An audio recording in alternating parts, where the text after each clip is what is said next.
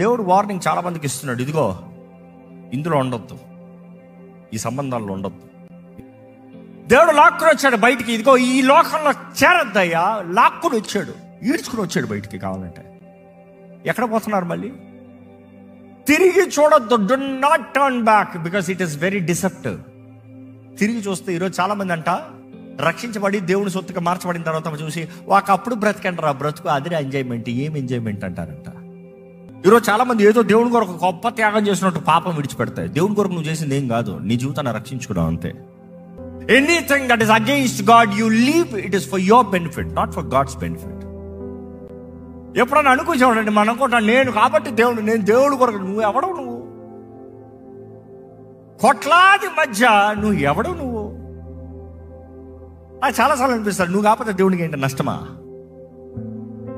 నష్టమా? కానీ ఆయన అంత ప్రేమిస్తున్నాడు, ఏ ఒక్కడ నశిష్టం ఇష్టం లేదంట, నష్టంగానే లెక్కేస్తున్నాడు. నువ్వు లేకపోతే నేను నష్టపోతాను అంటున్నాడు. ఎందుకంటే ఆయన చేసిన త్యాగం అంత గొప్పది, ఆయన కట్టిన వెల అంత గొప్పది, ఆయన చెల్లించిన వెల అంత గొప్పది. ఆయన సొంత రక్తాన్ని చెందించాడు. ఎవడు నష్టపోకూడదు, ఎవడు పాడైపోకూడదు, ఎవడు నిత్యాగ్నిలోకి వెళ్ళిపోకూడదు.